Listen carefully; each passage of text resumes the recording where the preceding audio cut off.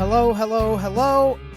Another week, another episode of the Ball Card Show, the sports podcast. For the Sports Collector. I'm Jason Otero. I'm Gary LeMaster. And we're excited to be here to bring you another week of content. You know what we never did? What did we not do? We never celebrated 100 episodes. Oh, we didn't. We were going to do try to do something so cool. many things. But we're well past that. I think it was like 4 or 5 episodes ago.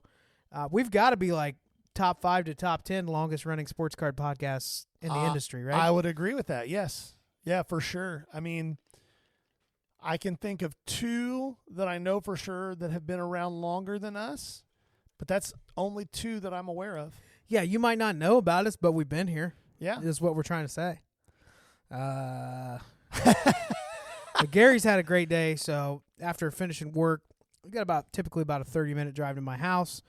He says he's on the way. An hour and a half later, he is almost there, which, if you listen at all and you know Gary at all, I don't know how many people he pulled out of cars and beat for driving too slow on the way up here. But all I know is I get a text from Jason, should I be worried about you? I called him. I'm like, no, dude, traffic was just, and he was like, no, after I sent that text, I pulled up the traffic. He said it was just like red everywhere. And I started laughing because I knew how angry you were going to be.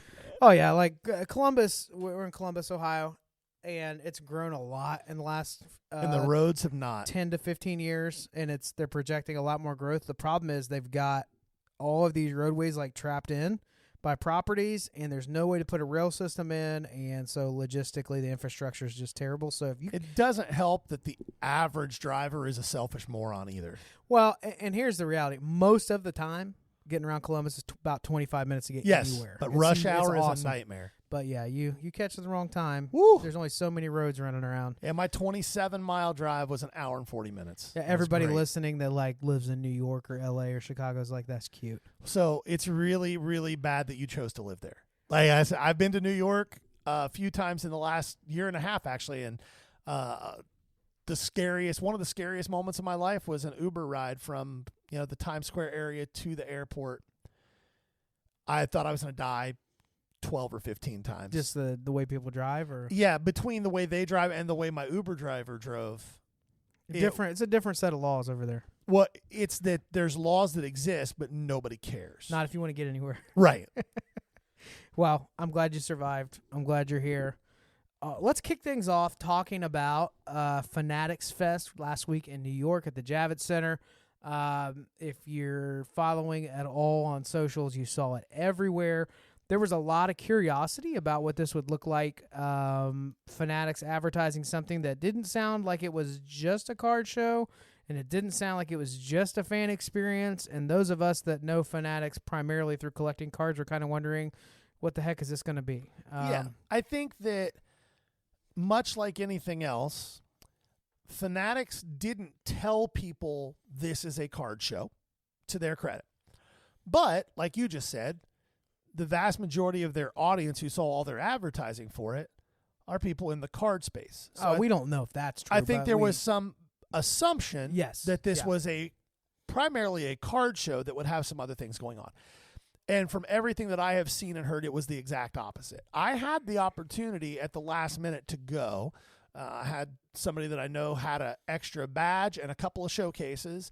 And I thought about it for about 10 minutes, and I was like, I just got back from a trip. I don't want to go spend – it probably would have cost me by the time I was all said and done $3,000 to go up there between hotels and flight and everything else, and then the $1,500 the guy wanted for 2 showcases and a badge. So I didn't go. But what I've heard and the feedback that I've heard was that for what it was and the first time they did it, it was pretty neat. It was not a card show. About 25 to 30% of the space was dedicated to a card show. And the traditional, like tables, showcases, all that. And more importantly, it wasn't what most of you listening or even I think of as a card show. Even when you think of the massive shows like the National or Dallas or Nashville or Chantilly or Shipshewana, there's kind of an image you have in your mind of a card show. Relatively narrow space, lots of stuff to look at, boxes to dig through. This was not that. This was a heavily regulated space, no value boxes allowed. you weren't allowed to bring your own showcases. You had to rent the ones that Fanatics provided to you, and everything had to be uniform, and it was very, very expensive to set up there. Now, to the point you were making when we were talking about this in episode prep, the reality is that there may be some positives to that. However, I think for a lot of the dealers that were there, it was more of a marketing expense for their business than it was a profit center for selling cards. I know that there's a company here in Ohio that does breaks and has a shop. It's called Jumbo's, and they put on 2 or 3 really large shows every year. And they have a show in Findlay twice a year at the Cube, and it's a big show, 300-400 tables. It's a big show. And they had to cancel it on relatively short notice, like 3 months notice, because Fanatics said, hey, if you don't come and set up here, you don't get allocations next year. Yeah. So make a choice. That's interesting. I had not heard that. I do think that, and you were mentioning it to me, that they were discouraging anybody saying, hey, no value boxes, you use our showcases. Now, I think they're trying to create, this is going to sound weird to a lot of card collectors because it will make no sense because of how poorly the card community does with this. They're actually trying to create an environment. They're trying to create a space that feels a certain way that invokes a certain reaction. Oh, for sure. Most card collectors want to know how many tables can we fit into this barn for the next 6 hours, right? Yes. And so Fanatics is trying to create a different the whole point was Fanatics Fan Fest, this experience. I probably had a negative bias of what this was going to be, and then after watching it, I'm all in on it. I think it's brilliant. I think it's refreshing. I think it's a different experience. Do I need another national? No, I don't. I don't need another national. It is what it is. I understand some dealers are frustrated and hopeful that it would be this or that. I don't care if it's 30% of the show is for cards. If going there next year, I know, hey, if you take a couple grand, you're going to find a few cards that you like. I just go in there thinking that. Yeah, you're not going there to buy. I can't imagine what their markup will be on that. Well, PC. You're going there that's for what I'm saying. PC, you're not going there nice stuff. For us, for you and me. As dealers. It's not a place to go buy. But, again, what's it called? It's Fan Fest. Yes, it's for correct. So I think they probably it's a smart bunch over there for the most part. Yeah. I think they thought ahead and they said, we don't need a bunch of people trying to flip. We don't want it to be like the stock exchange floor in the 90s. Right. We want to have nice showcases for fans to appreciate, and if they want to add to their collection, they can. It sounds like it was rather expensive for people to set up there. It was very expensive for people to set up there. And that's why I said, like, as a dealer, if you're going to go there, you should be looking. And again, this is one of those things, too. It's kind of like the national in that there are levels to this shit, right? Like, we were talking about a show that's local here this past weekend. And what percentage of tables that were there would you say had 20 or 30 cards just laid out in top loaders, and the most expensive thing they had was like $8? Yeah, more so than I noticed 6 months ago. Yeah, for sure. So there's levels to this, and at a certain point, you get to a point where you're going to this type of an event as a marketing expense. Mm-hmm. You're not going there thinking it's going to cost me $6,000 to be there, and I'm going to make that $6,000 back and make some profit. You're looking at it as, I'm going to be there. It's going to cost me $6,000 to be there. I'm going to make connections and rub elbows with the right people that's going to grow my business down the road. Well, and also, like, back up even a step from that. Just the heart of it is we love sports. We love superstars. We love that memory of pulling the card. Like, there's a handful of cards I can look back on. There's an early 90s Gary Sheffield Topps card. And every time I see that card, I'm reminded of how you felt when you pulled it. There was a period of time where this person was a legend to me. Yes. And there was nothing like this. That accessibility happened if you got to a ballpark 3 hours early, back when they used to let you watch batting practice, which it's a sham that you can't anymore. Well, you can't. You just have to pay for batting practice tickets. Yes. Stupid. But you could get there early. Maybe you see the player. Maybe you could get close enough front. Maybe you could ask for an autograph for that experience. I think it's incredible that Fanatics is walking Tom Brady down the aisle to look at people who have been collecting him their whole life. Yeah. That is such a unique experience. Yes, no, that stuff is what I think is going to turn this event into something that people desire to go and to. 75% of the people at the National would ruin that. Oh, like for sure. It's just a different vibe. Now, one of the things that when we're talking about the positives, we got to talk about some of the negatives too.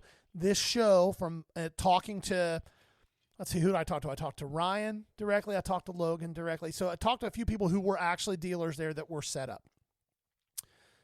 There were growing pains too. So the VIP experience that people paid extra for was kind of a mess. I have heard, like, as far as the swag goes. Yes, the swag was like $4 worth of stuff. But more importantly, what you got with the VIP was priority access to autograph lines and things like that. Yes, but there was no security. So people who weren't VIP were just jumping in the line. Yeah. And it was definitely, like, Jalen Brunson was there, and he was just getting swarmed. There was nothing. It became unsafe. He left. He just bailed. Yeah, he was just like, I'm out. I know I'm supposed to be here for 4 more hours. Sorry, guys. I'm bouncing. Yeah, you have to do that, yeah. So there's things that, and I will be shocked if they don't improve on those things, because the one thing that Fanatics has shown a real adroitness for is being able to pivot and learn from mistakes and fix things and move forward. So I think that they will fix that. They've already got the next one scheduled. I don't know if they have the date scheduled, but it's going to be in Los Angeles. And I heard that they're also looking at Orlando. So I think it may turn into like a 3 times a year thing. I love the idea of that. When I talked about what I wish I would have done more at the National, it's experiencing those things that they can create that I can't get at a local show. And it sounds like they actually had space for it to happen. One of the, I think it was Sports Cards Nonsense was talking about, Jesse was there. He said it just looked like they were drastically understaffed. Yes. Which a lot of people don't realize. These companies that set up autographs, they may have an authenticator, but there is someone who is setting up and directing all of this that's happening at these shows. And sometimes they're assuming that it's going to be less chaotic than it is. I would say the Nationals seem to have it mapped out, but they've also use done it every half year. of a warehouse, and they corral people like cattle to the slaughter. Well, they've been doing it for a really long time. Yeah. And they also work with TriStar on that, and that's all TriStar does is paid signings. Yes. So I would agree with you that there's stuff that could be improved, but the access people had to, we're talking goats. We're talking like Tom Brady walking through and saying, and be like, here's the thing. He wasn't being rushed. He was actually walking the floor. Now, was there a mob following him? Yes. I'm sure Which he's used to. Yeah. Gronk being stupid and spiking one up, which now that I know the showcase was rented, that makes me even happier. Well, and it was those bucket showcases that Zion brought out, which I've actually thought about buying. They're pretty nice. Are they? But like one of the things that they did when they brought these guys out, they had it set up as like a WWE entrance. Yeah. So they were coming into their music, and it was a really neat thing that they did, and I think that it will continue to grow. But one of the things that you just said is very true. Like 75% of the people at the National would have ruined that. That's true, and it boils down to one of the things that I think they need to ask themselves is, we've seen a lot of the people who participate in this hobby that we're trying to sell to. We should plan around that. Yeah, and I think here's what you have to remember. Fanatics' goal, all right, collectors, hardcore, diehard collectors that love cards. You've been doing this a long time. Through the ups and downs, COVID was just a speed bump for you, right? It was annoying. You liked making a little bit of money, but you also overall hated it. Fanatics' goal is plain and simple, and it is to evangelize collecting sports.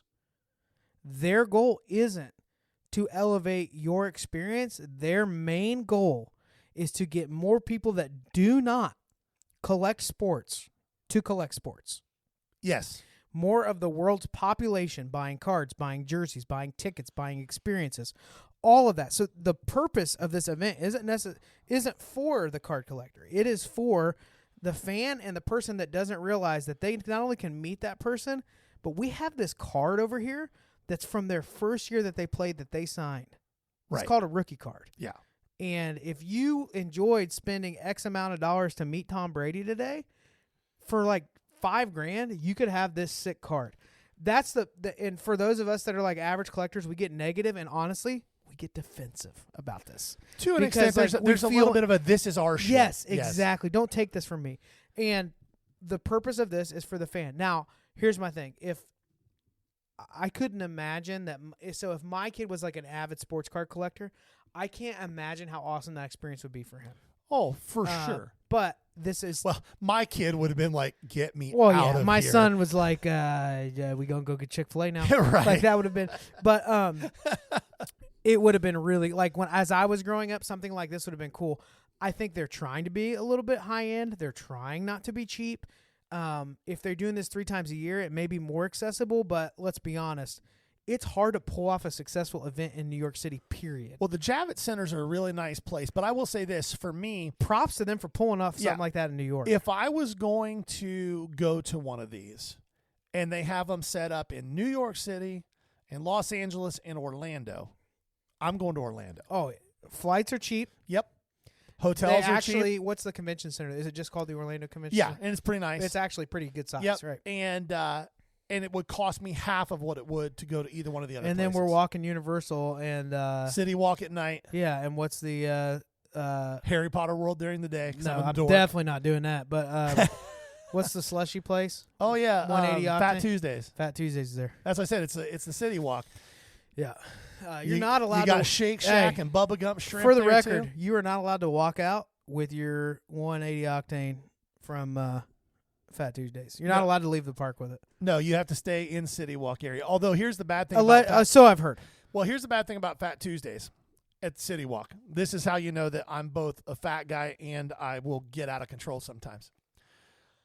There's Fat Tuesdays, and then you sit there and you're drinking these slushies. They have $1 Jello shots, which gets real crazy. But then there's these steps, and you walk down and there's this hot dog place, and they have hot dogs. Hot dog place with hot dogs, everybody. No, and they've got like 30 of them, and they're all the specialty hot dogs at every baseball park around the country. That's awesome. It's amazing, and I will eat like 15 of them in 3 hours. No buns. Well, back then it was buns. Right now it's no buns. Yeah, no buns. Yeah, no buns right now. But no, I agree. I think they should at least do this twice a year. I think they're probably going to go East Coast, West Coast.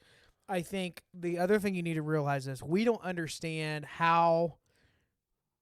You and I cannot possibly understand how these relationships work. We don't know how many of these people Michael Rubin was able to say, hey, got this thing. I mean, 1 week before Fanatics Fest, he's in the Mediterranean on a yacht with Tom Brady, hanging out. Yeah. We don't know how many of these stars, it's like, hey, are you in town this weekend? Can you give me 2 hours? I'm sure most of them are paid, but I'm sure there's also like convenience. There's relationship. Yeah. I don't know how many of them are going to go to Dallas or Orlando, but probably L.A. and New York, I could see. Yeah. I think L.A. will probably happen. I would not want to go there. I just got tired of stepping over human feces everywhere I walk. That's just a different story. But I would say overall, net positive, net win for Fanatics Fest. I like that it's a different approach. For those of you that want the national, hey, it'll be there. It's going to be in Chicago next year. Hopefully we have AC. Hey, just please. A quick reminder. Please. Which you and I probably need to get hotels. Or as soon as they announce that I don't want a hotel. I want an Airbnb. There's hotels connected though, dog. Oh, yeah, but I don't. Do you really want to pay $500 a night? Because I don't. No. Yeah, exactly. Well, let's see what it is first before we go. I'd rather it's $500. I'd rather a night. Uber myself in. Anyway, I'll see you in I've got friends in Chicago. At the show floor. I got family there. I didn't think about that. Yeah, that's right. We can stay with your sister-in-law. Yeah, that'll work. So anyway, Fanatics Fest, big win. We're going to jump into something that we do every year now. I like that I can say that because we've done this a little while. Yeah. Pop or drop. So what we want to do is we want to take a look at the upcoming NFL season, which I'm so excited that football's right around the corner. I cannot wait. Just had the back deck completely redone and expanded. Can't wait to get a TV back there and like start my day. We're getting a Blackstone. It's going to start with like eggs and pancakes and bacon. TV's on. Pregame. And then I'm making hibachi at night. Hibachi for evening. Yeah, food themes. You get it. But football's right around the corner. So what we're going to do is a thing that we've done for years called pop or drop. What does that mean? We're going to look through each division. We're going to pick a pop and a drop of a veteran and a rookie. A pop means this is somebody that we think has an upswing in their market. If you're sitting on their cards, hang on to them, or it might be a good time to buy them. A drop means We do not think that their market will continue to carry into the season, and we think there may be a downtrend. It may not be a bad time to sell, or you're probably going to have to sit on this a little while because we think this upcoming season could be a challenge for the player. Anything I'm missing on that? No, okay. I think that's it. And it's just really important to remember when we say drop, it doesn't mean the player's bad. Right. If we actually think the player is bad or one of us does, we will say that. But this is all relative to value of the card and whether this is the right time to sell it or the right time to buy it. Yep. You listening at home? You got that? Get out your pen and paper. This is the good stuff. Yeah, so don't send us messages going, I can't believe you think this guy's bad. Now, that's not what's happening. Let's preface this. I'm trying to remember a few. Gary and I were both 100% pops on Davis Mills, right? Yeah. We both were very excited about him. Yeah. So we have been wrong before. On the whole, I think we're well over 50% accurate, but it's possible for us to be a little wrong. We are not financial advisors here. We're just going to tell you. One thing I did do, which is not completely necessary, but I tried to pull a baseline, just an idea of where the current market is. I went with Prism base PSA 10s. In hindsight, I probably should have done silvers because not that many of us are buying the base PSA 10s. But of vet players, I'm going to at least give you an idea about what that's going for. So if you're considering our pop and you like, hey, that's one I wasn't thinking about, you'll have an idea what it would cost to snag a few PSA 10s. All right? Yep. So let's start off with the AFC East, my favorite division for obvious reasons. And let's start with a vet pop, Garrett Wilson with the Jets. Take it away, Gary.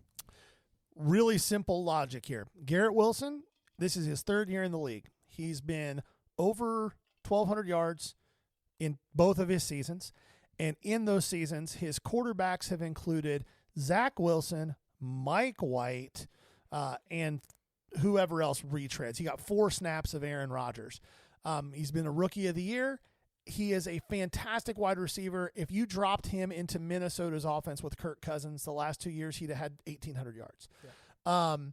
He's going to have hopefully a healthy Aaron Rodgers all year, and he is the clear-cut number 1 receiver on a team that needs to throw the ball. This is not a team that's built to run the ball in order to throw the ball. It's the exact opposite. I would anticipate 130 to 150 targets. He's going to catch 80 to 100 balls. It would not shock me to see a 1,500-yard, 10-touchdown season from him with a healthy Aaron Rodgers all year. And his market right now is a third of what Justin Jefferson's market is. Price point, no. Market, yes. I agree if Aaron Rodgers comes out throwing like he's capable of and feels good, which typically, I mean, it's not guaranteed. Coming off of Achilles can be weird in basketball. I feel like in football, when they make a recovery, it's a full one, right? Like, he should be mobile. There shouldn't be a lot of hiccups with that. Yeah. Don't forget, he's been playing for a few years. You know, this guy's coming up on, close to 20 years in the league. Yeah, this will be year 20. Yeah, so there's some miles on that thing, miles on that old pickup. I do agree that he'll get a lot of targets. For point of reference, PSA 10 base Prism is about $40 right now on average. 2022 is a rookie year. I don't disagree. I think it will all come down to Rodgers. This is one where I'm not super excited about the pop, but I'd have to agree. I think he's going to get a lot of touches. I think he's going to get, especially early in the season, a ton of targets because they're just going to let Rodgers air it out and see where he is. They're going to want to know how he's feeling. Yep. So that's one you're going to know pretty quickly at $40 on a PSA 10. PSA 10 base Prism, right? Base Prism. Base. Yeah. All these are base Prism, which and a Justin Jefferson PSA 10 base Prism's about $100. No. It's not that much right now? No, you'd be surprised. Oh, he's down a little bit? Yeah, about 60. Okay, we'll get about there. 65. So he's 60% of Justin Jefferson. Yeah, 60. Yeah. So, all right, here's the vet drop that you have marked down. So Gary worked through the list. I'm going to give my take on it. I feel like he does it just for a reaction for me because he can't stop. He can't keep his name out of his mouth. It's not. If he was married to Will Smith, he would have been slapped many times over. But the vet drop, and I can't say I would disagree, unfortunately. Thank you. This is market drop is what we're talking about is Tua Tagovailoa. Yes. So Tua signs a massive contract this year. Tyreek gets an extension. Here's something that's really, really, really important to remember. AFC is tough. Yes. The AFC is real tough. And the path for Miami goes through Buffalo. Yep. At some point, he's going to probably talk to Kansas City, right? Yeah. Likely. It's just a really long road. The other thing that happened with Miami while nobody was paying attention is while they had a really good defense that was plagued with injury, they have lost some key players, which means the offense is going to have to do more to stay in the conversation. Mm-hmm. Tua is at about $55 right now at a PSA 10 base, rookie year 2020. I don't know what he could do to improve that. That's kind of where I am.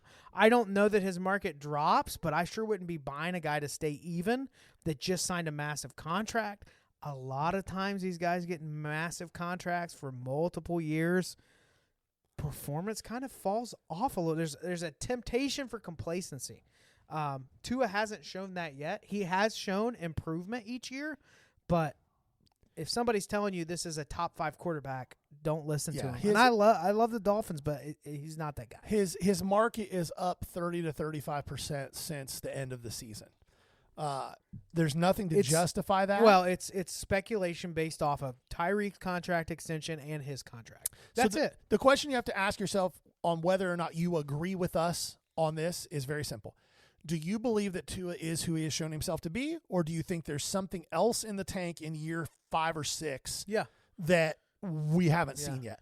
I think we have seen what peak Tua is. Mm-hmm. And peak Tua is a starting quarterback in the NFL. He is not winning Super Bowls. Gary and I almost broke up as friends in a debate during the National where I believe Tua is a top 15 quarterback, but I had him like between 13 and 15, and you had him probably around 17, right? 17 to 18. Yeah. So, like, it was a heated debate. Yeah. It was heated. Yeah. It was more heated for you than it was for me. But I would agree with him on the market right now. Tua is a drop, not a pop for us. Yep. All right. Let's talk about a couple of rookies. Up first, Keon Coleman as a pop with the Bills. This is very simple. Again, the logic. Somebody got to catch the football in Buffalo. Gabe Davis is gone. Stephon Diggs is gone. Khalil Shakir is the most veteran receiver they have on that team. Now, they are going to be tight end heavy with Dalton Kincaid and with, why am I blanking on the kid from last year, the rookie that they had who was so good? Pull it up. Anyhow, I keep wanting to call him Sam Laporta. It wasn't Sam Laporta. He's in Detroit. I almost said the exact same thing. Coleman is a guy who – Knox? Yeah, Dawson Knox. That's it. Dalton Kincaid, Dawson Knox. Yes. Yeah. So they're going to be heavy 2 tight end, and Josh Allen likes the tight ends, but they've got to have a receiver. So Keon Coleman is a guy who coming into the combine was rated really high, and then he came out and ran a pretty bad 40. However, in every other drill, he really, really excelled. And he's got good hands. He's got a big body. Yeah. He can jump. He can be physical with guys. And I think he's going to be a really strong red zone target for that team. And as the year goes on, I think he's going to continue to get stronger. And again, somebody has to catch the ball there. Yep. I was impressed. If you haven't watched, just go back and watch some of the FSU highlights. His physicality is really impressive. I totally agree with this. Up next, I also agree. Rookie drop, Drake May with the Pats. He's not playing. Yeah, he's that's a major factor. Yes, he's at least a year away. Yeah, and it was hard to find a pop or a drop in this division because none of these teams spent big draft capital in the first round on rookie offensive players other than the Pats. And if the Pats play Drake May, based on what I've seen both when he was in college last year at North Carolina and what I've seen so far in the preseason, if they insist on trying to play Drake May, he'll be out of the league in 2 years. He is not ready. He has all the talent in the world, but he isn't ready.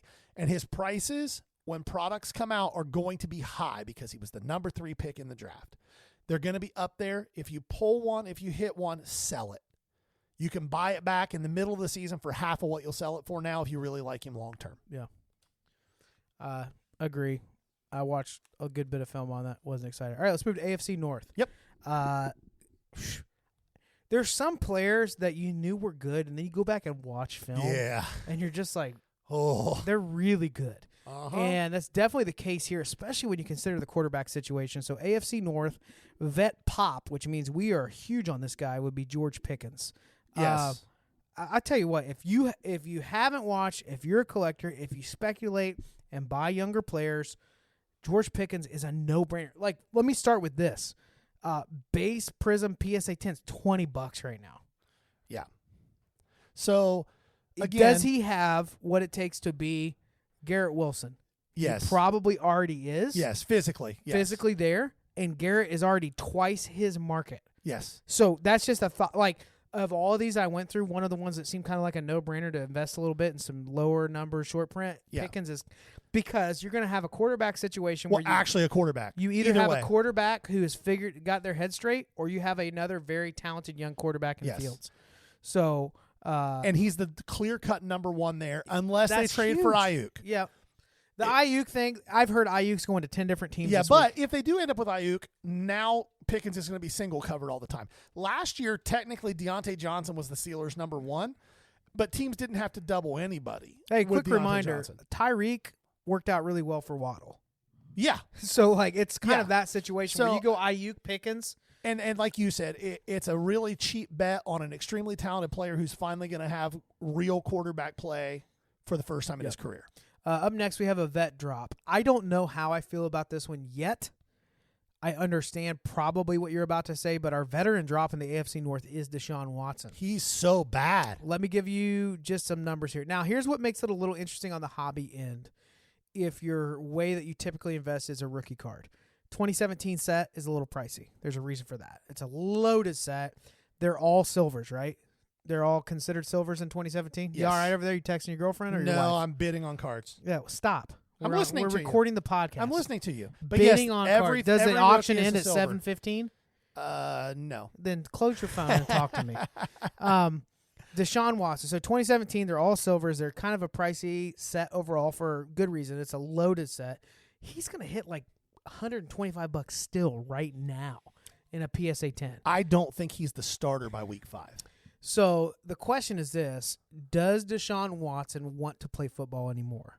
With the contract he got, with all of the scandal that was going on, thus far it has appeared that he doesn't care whether he plays or not. He quit on that team multiple times last year. He did have one of the injuries was one, like in the last few years, he had one injury that was like, yeah, you can't play football right now. The other one was one where other players have played through it.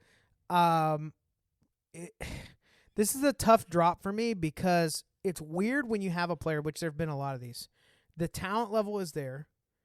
You just don't know if the effort and desire is there at all. I think the talent level has eroded past the point of being able to come back from. Do you feel like this is – I like that you said week 5. I would have to agree. Like, it's something that we're going to know. We could be wrong, but we'll probably know by week 5 if we're wrong. So I've read – Yes? Would you agree with that? Yes. And I also would say this, and this is the thing that's even more concerning to me. I've read a couple of articles, and I've talked to a couple of people up that way that are either in the building or adjacent to the building. One of them works at a 7-Eleven across the street. Jameis Winston's the leader in that locker room right now. He's the one giving the locker room speeches. He's the one the teammates are gravitating to. Which, if you're a Cleveland fan, that could be a little disconcerting. Well, maybe, but here's the thing, though. So Jameis Winston has shown that he can be a very effective quarterback. He has in a the league. desire to be the guy. Yeah.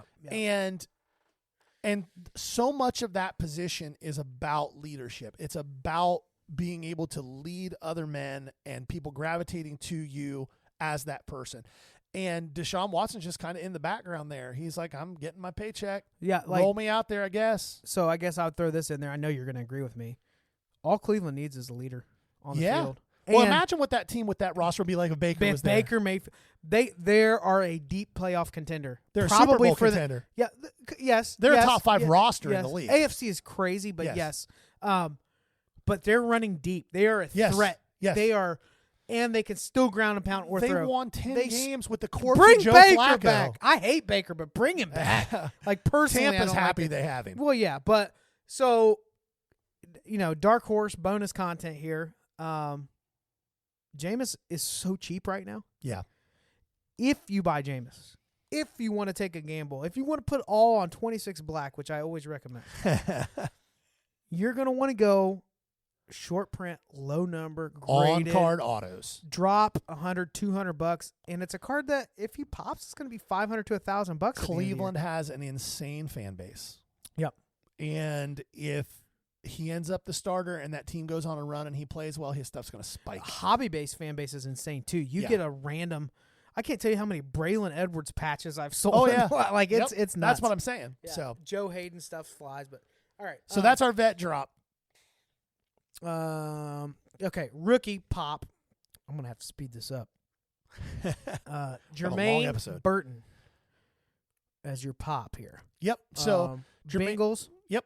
Played at Bama. Was at Georgia before. Had that drama where he went to the end zone and was like yelling at the fans. Was basically escorted back to his team. Hey, bud. Over here before you get bad things happen. Yep. So again, this is one of those ones where it's a combination of talent level, and this is a kid who had first round talent, but just some character questions. And the Bengals have a history of drafting those guys. Yeah. Sometimes it works out really well, sometimes it doesn't. But the biggest reason that I put him on the pop list here is that Jamar Chase has still yet to take a snap in practice. He might not. He may not play this year. Could he go full Le'Veon Bell? Yes, he absolutely could. He ruin his career with this? The only reason I would say that I don't think it ruins his career is because he's already shown that he can sit out a year and come back and still be a monster. He sat out the whole entire COVID year in college and still came back and was instantly. And this is one where, more bonus content, the Bengals' approach to this situation makes zero sense. The wide receiver market is going up and up and up and up and up. If you wait another year, he's going to cost you $40 million a year. Well, that shouldn't surprise you at all. The Bengals just now have a winter practice facility. Like sign him at 32 now and be done with it. Yes, I know he's still 2 years out. Yes, I know that historically you don't like to negotiate with guys until they're 1 year away from their end of their rookie contract. But sometimes you just make exceptions. But so far, he has not taken a snap. Another thing that's very true, especially with speed guys, when you don't practice and your body isn't ready, hamstrings are not your friend. No. And he has had some hamstring issues in the past. So even if he does show up week 1 to practice and says, okay, I'm here now, guys, it's better than a coin flip that he gets injured and it's a hamstring pull of some type that leaves him out for 3 weeks. Well, I've got you in this energy. I'm going to go ahead and say it. Yeah. Bonus content here. I think Joe Burrow's a drop this year. I disagree. On his market. I disagree. Yeah. He's still down 20% from where he was in the middle of the year last year. Something that he didn't do last year? I think the Bengals are a Super Bowl contender this year. Oh, my God. The roster's stacked. Okay. It is. Your number one doesn't have a contract. You just said it. Let's go back to T. Higgins is a number one on any team in the league other than the Bengals. He's not your number one. Well, he is right now. Yeah. He is right now. Waddle's a 1. Yeah. But Tyreek, dog. Yeah, but that's what like my point is if Tyreek goes down and Waddle has to be your 1, does your offense go into crisis mode? Not crisis, but it's different. Well, it's different, but it's not crisis mode. Yeah. I think marking it right now here, Burrow is a drop. Yep, this disagree. Could be my Davis Mills, but Burrow is a drop this year. Okay. He's still too expensive. The guy keeps getting hurt. They had their chance. I hope I'm wrong. Okay. I hope I'm wrong, but I mean, this is you poking me the way I poke you. Well, no, it's Tua. just like head and shoulder, knees and toes. What's next? Right? Anyway, the ground hits hard there in Cincinnati. All right, but Jermaine Burton, here's the one thing I would agree with you on this guy being a pop. He is a strong player.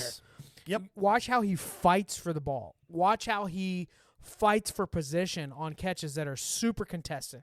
50-50s, he's going to get the ball. He goes for it like it belongs to him. So I've been impressed with that. We did not have a rookie drop on that conference. Hey, good for you, AFC North. Way to go. All right, AFC there wasn't anybody South. worth putting in there. AFC South, vet pop Gabriel Davis with the Bills. No, he's not with the Bills. He's with Jacksonville That's right. now. That's why he's a pop. That's right. I like it. Calvin Ridley's gone. Yep. Somebody's got to catch the ball there. Yep. And you have somebody that can throw it. Yeah, well, and you've got a guy in Gabe Davis who has shown flashes of being a monster. When he's on, he is a monster. He's cheap, $20 for his PSA 10 rookie. 2020 is his rookie year, but we got him as a pop. Jacksonville's really interesting to me this year. I think it is a make or break year for T-Law. I think they're 9-8 or 8-9, just like they always will be. He puts up another season like that. Is this kind of like, all right, you have an above average quarterback, or I think has he just been kind of in a tough program? No, I think that what we've seen from T-Law is who T-Law is. He's a good quarterback. He's not a great quarterback. which is shocking because the physical traits say he should be a great Yeah. quarterback. Yeah. But he just isn't. Like some guys have it and some guys don't have it. Yep. All right. Drop. This is where we love the listeners getting worked up. CJ Stroud. So his base rookie goal for $90 right now. We got to hustle up. This is a long episode. Yeah, we'll try to dial back We'll the commentary. try, but honestly, guys, when we're giving you an episode like this, eat it up. And you've heard some of the terrible 30-minute ones, you just got to appreciate it.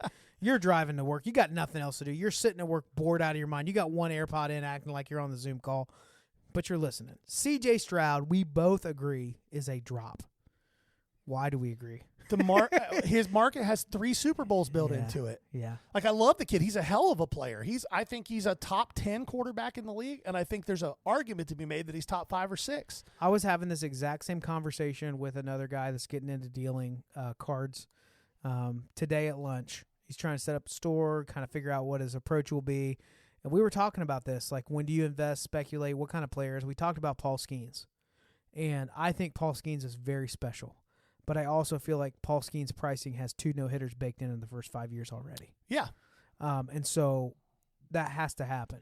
Now, here's the thing. We're not saying C.J. Stroud isn't elite. No, he is. We're not saying the touch that he has on the ball and his arm, like, he has so many things that are his decision-making sets him apart. Yeah, he's so elite for so many reasons. However, he's $90 as a base PSA 10. What could he possibly do this year? Aside from like a 2000, like mid 2000s Patriots run where it's like mostly undefeated, which I don't think is going to happen in that division. No. Like, I don't know what he could do to be an upside on that. Does this mean you need to sell all your CJ Stroud? No. If I'm sitting on CJ Stroud, that's exactly what I'm doing for a little while. I'm sitting on it. I can tell you as a dealer, I'm not buying any CJ Stroud. And now people keep bringing it to me at shows, and I'm like, I'll buy it at this price. Oh, I can get this. Oh, go get it. You're going to be shocked to hear this, but I just buy a bunch of low-end CJ. Well, that's a different ball game. Like, buying a bunch of, like, $5 to $20 guys. Yeah, that's a different ball game. But when you're talking about his nice stuff, it's just the market is so high on his stuff right now that buying it makes no sense. Selling it's where you want to be at. And there's a lot of you that are collectors that are more recent that this is frustrating because you're like, but how can you say that when he's selling for this? Because because I have 50 Aquino autos sitting in a box. That's how I know. Are you? Give me your phone. I'm buying a Mike Trout auto. Leave me alone. I don't care. I'm listening to you completely. We are live. We're live. We can stop this right now. And do part 2 next week. I'll pull this car over. You're leaving the screen open. There's good stuff. Guys, I want you to understand, Gary has been with us about half of this episode. That's false. No, it's true. And then he said, because if you're listening, you've noticed this too, he's agreeing with way more than he normally does. I'll say things, he's like, yeah, totally. Because I'm with you. No, he doesn't agree with me. Okay, go ahead. But CJ Stroud's a drop for us. Rookie Pop is Adonai Mitchell. I was more impressed than I thought I was going to be. And with his physicality, like, it's preseason. His feet are good. His body control is good. Richardson has been a little better than I expected as a quarterback in that position. The accuracy still isn't great, but yeah. But better than we both expected. Yeah. I think I would say. This is a great addition to the program and a strategic pick. Like, I think he's really good. Well, he's so good in space. You got a guy like Michael Pittman who is a good red zone target, a big body, and then you got him to fill in the gaps. They drafted Alec Pierce to do that, but Alec Pierce has shown that, 1, he has a hard time staying healthy, and 2, he's basically just a straight line runner. No. So, yeah. Up next, rookie drop, AFC South, Brian Thomas in Jacksonville. I put disagree here. Here's what's weird about the rookie popper drop. We don't have a market to compare it with, so it's not like CJ where I could say, well, CJ's good, but he's a drop because he's $90. What I will say is this. Jacksonville's a little bit crowded right now, but Brian Thomas is smooth. There was a college player for Ohio State named Terrell Pryor, and he was sneaky fast. What I mean by that is it just never looks like he's moving the way he is. He didn't look like he was trying hard, but he was outrunning everybody. Yes. Yep. And that's just pure athleticism is what it comes down to. Bo Jackson was the same way. Brian Thomas has that. Yep. I disagree a little bit on the drop, but I can't really disagree something where there isn't a market. I just think I'm a little more optimistic about what might happen in Jacksonville this year than it sounds like you are. Is he the 3rd or the 4th option in Jacksonville? I think he's 3. I think he's behind Evan Ingram. Really? Evan Ingram has been a top 5 tight end in the league fantasy-wise for 2 straight years since he got there. He's caught 70 balls every year. Isn't Evan Ingram like 90 years old right now? No, this is like his 7th year in the league. So it's going to come down to just how much. I just don't think gets. don't think he has the opportunities, and that's why he's a drop. It has but nothing to do we with talent. can't say pop or drop. Maybe he's cheap then. We don't know. First-round wide receivers are usually not cheap. Yep. So agree to disagree about something that we can't really establish a baseline on. AFC West. I'm kind of rolling my eyes at this, but I can't disagree.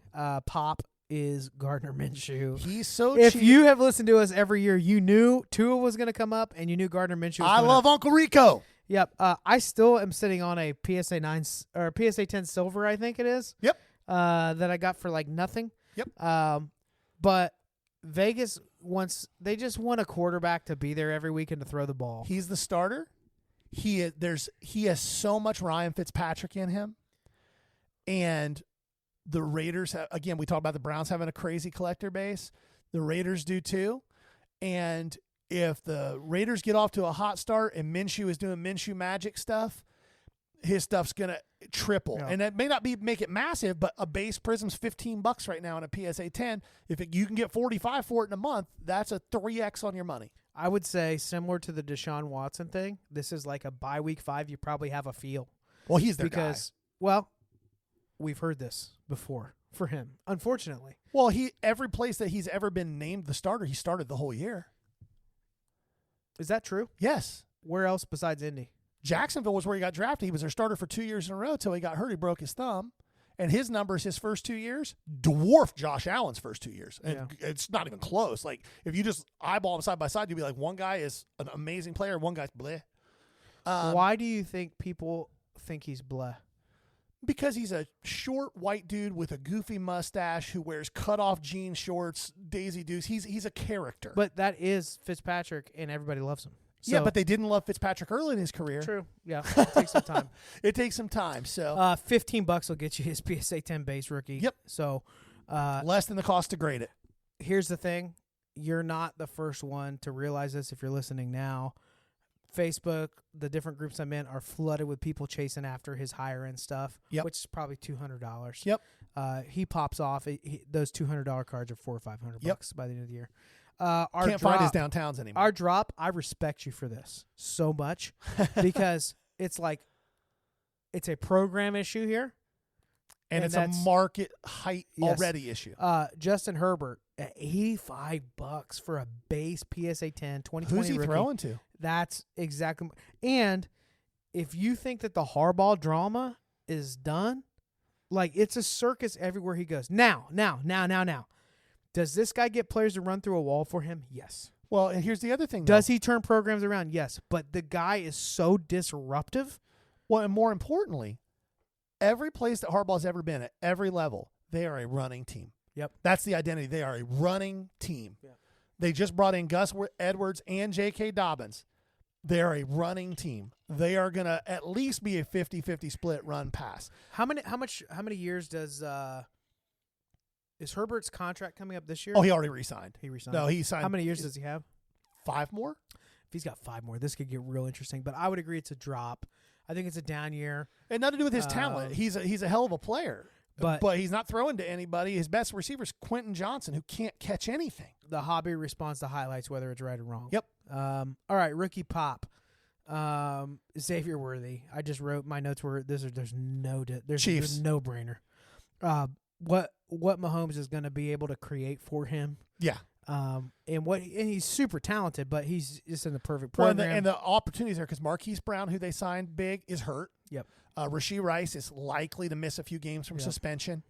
And this kid's really good. They drafted him for a reason. And one of the things you like or dislike, Andy Reid doesn't miss on draft picks in the passing game. He'll miss in the running game occasionally, but even Clyde Edwards-Helaire, who was a late first-round pick, has had solid years. Like, do you remember what Brady, like, you get Amendola, you get Wes Welker, you get Edelman, all these guys that are like, are they going to be? And when you put someone that is truly elite with them on a program that wins. It's a different ballgame. Yeah. So that's a no-brainer for me. I don't know. I think he'll be expensive out of the gate.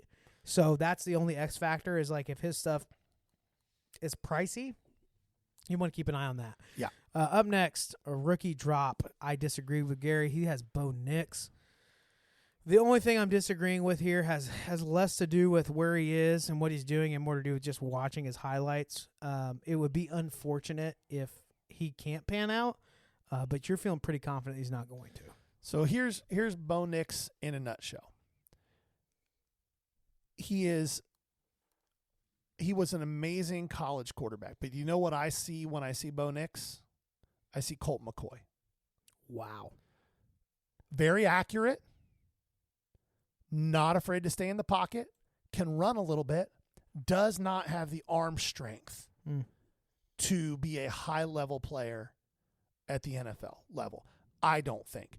And I hear people saying, well, he did it with Drew Brees. Drew Brees had a much stronger arm than people give him credit for. People remember the last 2 years of Drew Brees' career when his arm was falling off of his body and he could barely throw the ball anymore. And he was still pretty effective because he was that good. Bo Nix is not that. Bo Nix already has a lot of miles on the tire. He's 6 years in college. Well, that is something to consider for sure. I mean, he's not a full-blown Stetson Bennett here, but it's he's not a long ways away. Yeah. The only reason I would have to agree with you is just people are talking about this guy like he's the second coming somehow, and I don't understand think Jarrett Stidham starts. If that happens, then it's kind of a lock deal. So I think we would agree on stay away. Definitely not a pop. He's going to be expensive because he's a first-round quarterback. Yeah. And Oregon. Yeah. And Oregon. Early on, he's going to be expensive, hence why I have him as a drop. Yep. Okay. NFC East. Can we do a tandem here on this? I think it would make more sense. Yep, that's fine. So we have two pops. One that I'm so excited that we're finally talking about again. Well, and the two pops go together, and that's why they help each other. Scary Terry McLaurin and Jaden Daniels. Jaden Daniels has been announced as a starter. We have them both as pops. Terry McLaurin's PSA 10 base rookie is $17 on average from 2019. He has been, you cannot look him up without finding highlight reels, him creating opportunities that don't exist. With nobody throwing him the ball. He needs a quarterback. He has had nobody throwing him the ball. There's been poop running onto their field, and he's been making poop sandwiches out of it. Yes. McLaurin, think about Does it that make way. sense? Lemons and lemonade, poop sandwiches? Yeah, to an extent. If you ask yourself this question, what would we be saying about Terry McLaurin's career 6 years in if he had been playing with Patrick Mahomes the whole time? Yeah. Or with Joe Burrow. Or even with Dak Prescott. Freaking Tua. Yeah. Like if we Terry McLaurin is one of those guys who just produces. He's not the fastest guy, but he ain't slow. Yeah. He's not a big guy, but he's strong. He isn't going to out-jump everybody, but he's going to out-jump enough guys. Yeah. The body control is great, and he's finally, we'll pair it with the pop. Jaden Daniels, in my opinion, is going to be the second best quarterback that comes out of this class. And I think that he has a chance to be the best quarterback that comes out of this class. And his ability he's the closest thing to Lamar Jackson. That's what I was going to say. That has come out into the league since Lamar Jackson. Yep, and he's a better thrower of the football at this point in his career than Lamar Jackson was when he came into the league. So protection is going to be huge. It's going to be a big deal. Yes, Brandon Sheriff. Healthy. Yep. So is he able to do that? But I totally agree with both of these pops. Vet drop. I'm going to get a little bit aggressive here in the paint, but New York fans, people that love the city we can of pair New these York, together too, just like we did the other ones. It's so annoying to me. It's for different reasons here. It's not the same reason they're connected, but Daniel Jones is not elite. Daniel Jones isn't a starter in the NFL. New York fans and the media wants the Giants to have a It hurts me to say that because 2 years ago, at the beginning of the year, when Daniel Jones had his quote-unquote breakout year and he got paid all that money, I was high on Daniel Jones because I saw some tools. But he has just regressed to the point where it's brutal to watch. Like, he isn't competitive against vanilla defenses in the preseason. I'm going to say something that's very controversial. Like, Tommy DeVito may be starting there by the end of the first month of the season. It's very possible. Yeah.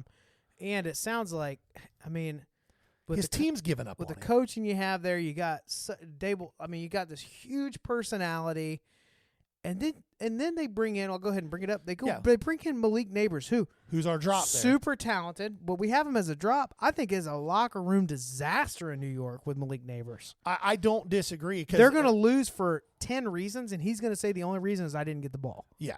But they don't have anybody to get the ball to. Here's my hot take. New York needs a quarterback so bad. Their resume is going to disagree with me. I never liked watching Eli Manning play football. No, and if you like look at Eli on Manning's video, I never like now 2 Super Bowls. The fact that he beat Tom Brady that helps, but his defense has won those games. I think the Yankees have given New York this idea that they always have an all-star team for all their teams, and it's not there. The Jets are bad. The Giants are bad. Technically, they both play in New Jersey, so New York can kind of go. Yeah, you know what I'm saying. Though. But Daniel Jones, $20, 2019. Now I'll say this: you and I both were big on him a couple of years ago. Yeah, and we were right that year. Yeah, but he has regressed so bad since then, and he's been hurt. And when he mentally folds, it's ugly. A cluster. Yes, but it's like a middle school kid. We've got that. So Pop, Jaden Daniels, drop Malik Neighbors. Neighbors, it has nothing to do with talent. No, he's a beast talent-wise. I think between his ears is going to be a problem. NFC North. Goff as a pop. My pause for concern is only where his market is right now, but what people underestimate is the only fan base that might be a little bit more aggressive than the Raiders is Detroit. Detroit has been looking for a win anywhere in the city for the last, since the recession. I mean, I'm being dead serious culturally. And Campbell has breathed a little bit of life in over here. Well, they should have been in the Super Bowl last year. Yes, and they're capable of it, and they have the talent for it. And Goff is a seasoned, poised quarterback who is so much better than people give him credit for. Gets the job done. He's 170, right? Yeah. Now again, that's for a silver. Yes. I could not find a base. 2016 have base? No, silver as well. So here's the question, and it's very simple: how much better is Jared Goff than Deshaun Watson? A lot. That's the same freaking price.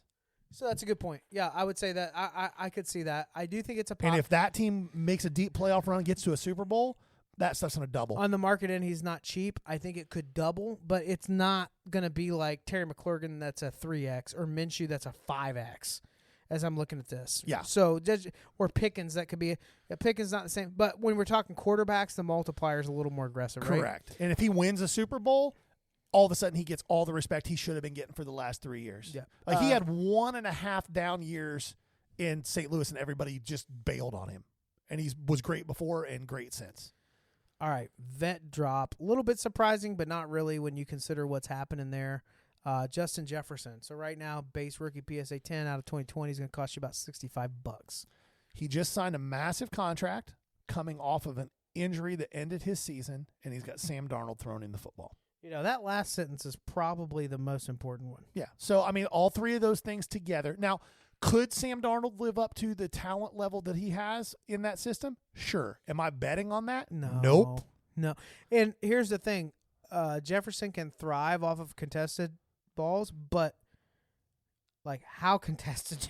Well, yeah, that's the thing. And more importantly, like, teams, they don't have much of a running game. I know they brought in Aaron Jones, but I'm not high on Aaron Jones at this point in his career. A few miles on those tires, too, yeah. So it's like at a certain point, and again, this has nothing to do with whether Justin Jefferson's a good player. He's an amazing player. Am I investing in his stuff going into this season? Nope. Selling it. It's a price point. It's a market thing. It's not a talent issue. Nope. All right, rookie pop.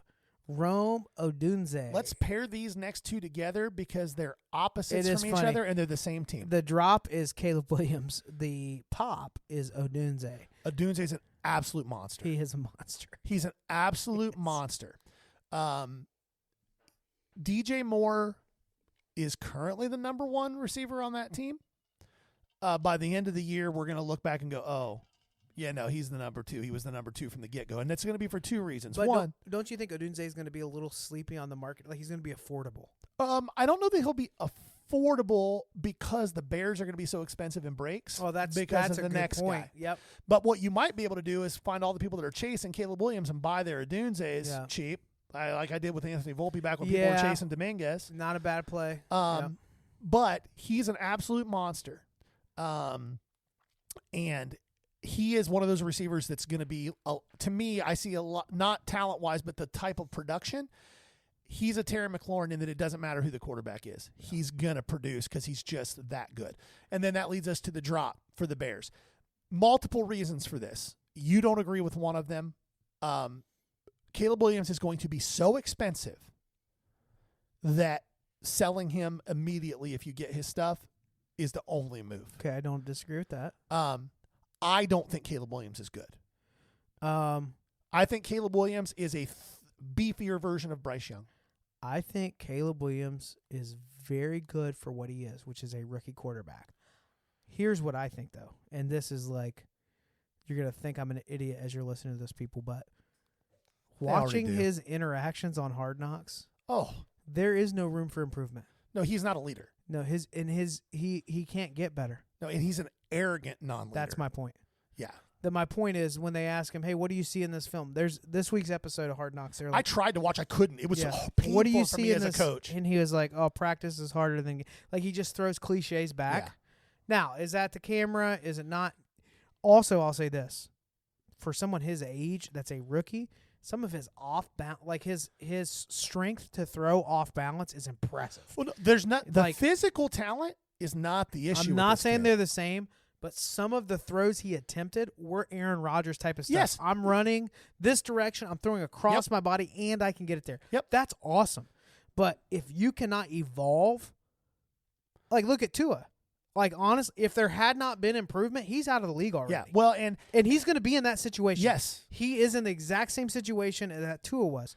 You better produce and improve. And he's more physically gifted than Tua. Absolutely. But that isn't the issue. Yep. The issue is that he's, one, not a leader of men. Two, he loves himself so much that he doesn't want to get touched by other people. And so he does not step up in the pocket ever under any circumstances. He will bail out if even remote pressure comes in. And in the NFL, if you do that, you get killed. Well, yeah, and they're going to run contain and he's going to die around the edge. Yeah. And then he's also the guy, he does not take accountability. It's always somebody else's fault.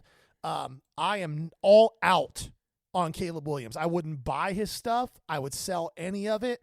I do not see a world where Caleb Williams is ever more valuable than he is at product release at the beginning of the season. Having said that, I do think the Bears have brought in strategic, like what they did in the offseason. Like, they could have a winning season this year. Well, here's the other question for you. You've watched Hard Knocks. Bonus content. Is Matt Eberflus as cringy to you as he is to me? Yeah. Like, I couldn't imagine playing for that guy. If he was my head coach, I would be like, oh, at all times. It's just like, oh, this is awkward at all times. He doesn't seem like a football guy to me. He seems like a guy who is like in the arts, and now he's just smart enough to have learned football and coach it. Now, I don't think that's true, but that's how he comes across. The guy writes in his schedule, 10:30 to 11:30, build relationships with the players. All I needed to see from this dude, for me, first episode of Hard Knocks, it opens up with a party at his house. Yeah. And he's got this like $800 sweater on. Yeah, and I was just like, I can't do. I give me Tony Sperano. I'll leave the wife and kids out of it. But exactly. It made it way more awkward. Yes, it's just anyhow. Go ahead. All right, we still have two more divisions. Yep, we're going fast. We're only in an hour. It's not like we're 2 hours in. Well, it's been a minute since we've done this long. Last week was 58 minutes. Was it really? Yeah. Who's keeping track? We're cooking. All right, Vet Pop. I mean, we can't stop saying it. Cooper Kupp. He's back, baby. He is back. And you remember this card 2 years ago was $200. Does Puka help or hurt him? Helps. Cooper Kupp is back, boys, and he is going to light it up. A little bit surprised. Actually, not like crazy. About the half the price of other quarterbacks right around that same area. Well, he's not a quarterback, so. Well, that's what I just said. About half the price as other quarterbacks out of the same year. $150 for Deshaun and $75 for Cooper Kupp. Again, 2017 is not a cheap year. But yeah, I mean, it's kind of a no-brainer. I think that they're going to be good again this year. Vet drop. I don't know how I feel about this, but I understand where you're coming from. Vet drop is Ayuk. Nobody knows where he's going to be. He's running out of time. He's probably going somewhere. What's the offense going to look like? What's he going to do to adapt? It's the same thing when we talked about Jamar Chase. Even if he stays in San Fran, he hasn't practiced. Yep. He hasn't taken a snap. Yep. He hasn't anything. Supremely talented dude. 5 or 6, does he have the offense figured out? By that point, the offense hasn't changed. He knows the offense, but if he goes somewhere else, that's what I'm saying. Yeah, if he goes somewhere else, anywhere, who knows? Which it sounds like they really are testing the waters on him. I'd agree with that. They want to re-sign him. The Rookie Niners Pop. want him. This one's interesting to me. Why? All right, so rookie pop, Marvin Harrison Jr., down in Arizona. He's a starter in the Pro Bowl this year. He may be second-team All-Pro. Your assertion being that confident makes me less confident. Well, it shouldn't. Is he actively taking reps? Is he going to practice like everybody else? Yes. Is he okay? None of his issues have anything to do with the Cardinals. His issues are just NFLPA related and Fanatics related. I think it's going to be really important that he is able to compartmentalize, because I think his dad is going to keep him in all this BS. Well, but the thing is he's already. Am I wrong about that? No. Well, but that's the thing. I don't think you're wrong, but I think what you're saying has already been proven. It's already compartmentalized. He has basically said, I don't give a shit about this stuff. We will find out. We will find out this year. We can't. It's too early to say that he's able to compartmentalize that. Well, we know what he's capable of at the collegiate level. Everything that I have seen and heard out of Arizona is that he has been uncoverable. What does he do for Kyler? Does he help him? Yeah, massively. Because what does Kyler pulls his head out of his butt, out of his Xbox, and yeah, I think Kyler did that last year. I think Kyler is the type of quarterback who needs what were Kyler's best years? When he had D-Hop. He needs that long guy with great body control who can go up and win contested balls. Harrison has been uncoverable. The defenses in training camp and in preseason have been shading safeties to him. He's splitting double teams. Yeah. He's uncoverable. He can't be pressed. He's too strong to be pressed. Okay, I know you love him, and I don't disagree with that. The question is this, you're saying, so he's going to be bringing C.J. Stroud money on the market. Early on, he's got to be next to Caleb Williams. He's got to be the most expensive guy. I think it'll be Caleb Williams, Jaden Daniels, then him. Okay. Yep. Okay. So for that reason, I'm hesitant, because the price of entry, and with his disengagement with other things going on in the last several months. But his only disengagement is outside of football. They do combine? He's completely focused on football. That's the thing. He doesn't care about. It's like Jokic. You feel like he's the Ohtani of football, where all he cares about is football. To an extent, yeah. Right, we'll see.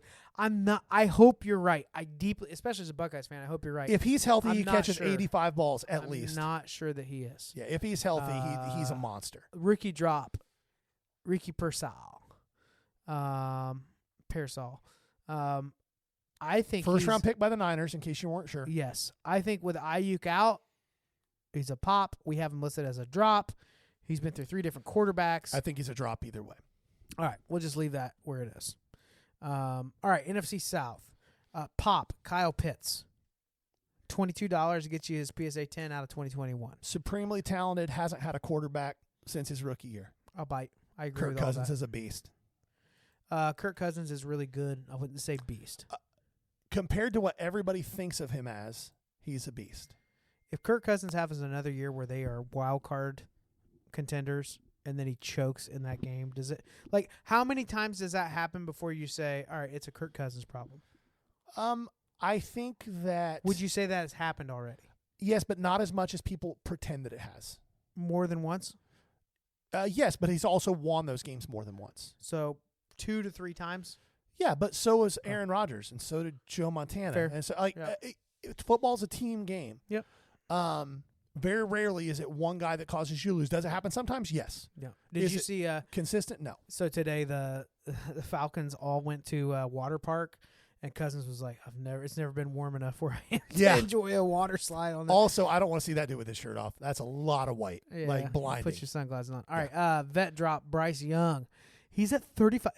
I know this sounds silly, but percentage-wise, he's at $35, which puts him above Daniel Jones already, puts him above Gabriel Davis, puts him above Pickens, puts him right up there with Garrett Wilson. He's a third of the price. Puts him above Ayuk. Yeah, he's a third of the price of C.J. Stroud, and that's too much. Yeah.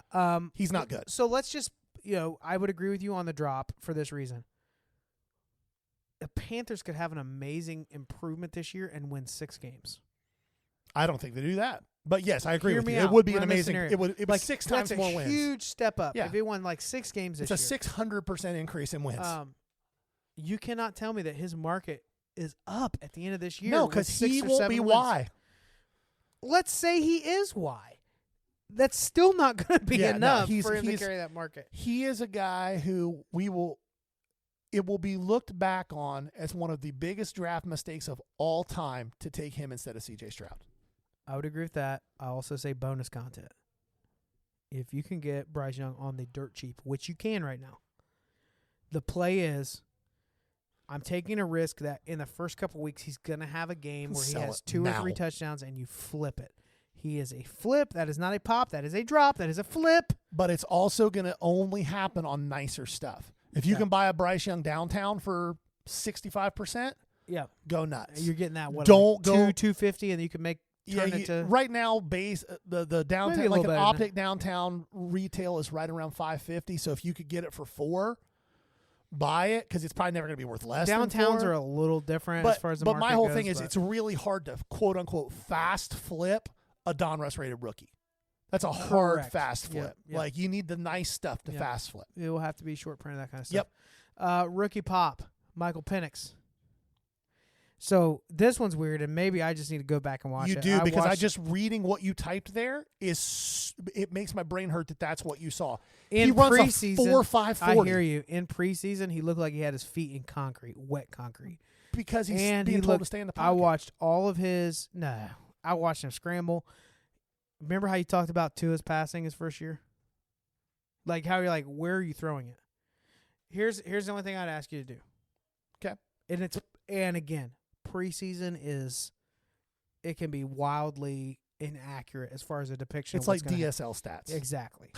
However, the ball was rarely where it needed to be. In what I watched, which was probably about 15 passes. Yeah, I would disagree. I think 10 years from now, we look back and either Michael Penix or Jaden Daniels is the best quarterback out of this class, and the other one is a close second. I will watch him and keep an eye on him, but for me, I had a hard time believing he's a pop. Well, he's going to be a pop because everybody knows he's not starting, and his stuff will be cheap. I view Michael Penix like if you had the opportunity to go back to 2020 and buy really nice Jordan Love stuff and hold it for 4 years, that's Michael Penix right now. I'm interested in that. So it's a dark horse. If you're saying this is the guy in 4 years, well, he's the guy in 2 years. Okay. They've got guaranteed money in Kirk Cousins for 2 years. His stuff will be cheap right now because so much of the market is driven by people speculating for fast turns. So it's a pop and sit. Yes. Okay. Yeah. It's a buy and hold. I'm there with you. Yep. Rookie drop. Xavier Legette. For the same reason Bryce Young is. The team's bad, and Bryce Young's his quarterback. Yep. Now, he's going to have a little bit of a fan base because he's a character. He's the guy you can barely understand. Character. He sounds like the dude from the old guy coaching the Waterboy.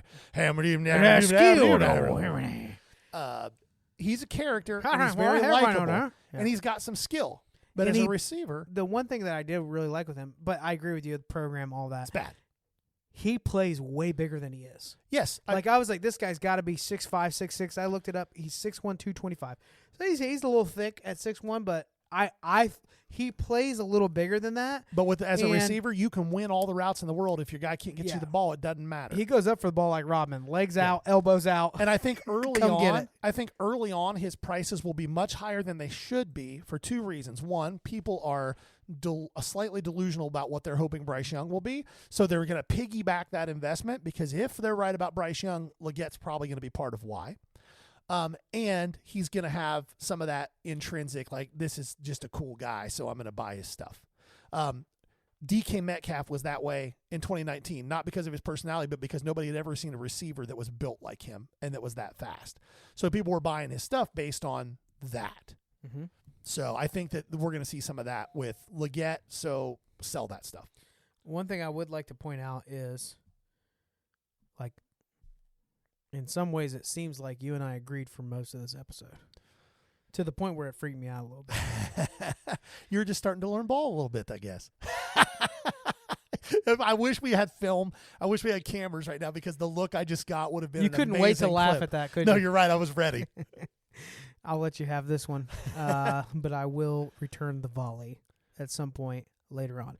Pop or drop means this. Just a quick reminder. Pop. We think it's a good time to buy this player based off of the market, their performance, and their projection. Drop. It's a good time to sell because we do not think the market will sustain them through the season. Right? Correct. Has nothing to do with whether we think they're good players. Although sometimes it is that we think they're bad. Tied, but Daniel Jones is a bad player. I think Caleb Williams is going to be a bad player. I think Bryce Young is a bad player. Yeah. So you heard it here. Hot takes. Here's the thing. Him and I could be very wrong about things, but we're usually like more than 75% right. And I'll take that. Yeah, I'll sure. take that. All right. Sure. This has been the Ball Card Show, the Sports Podcast. For the Sports Collector. Bye now. Peace.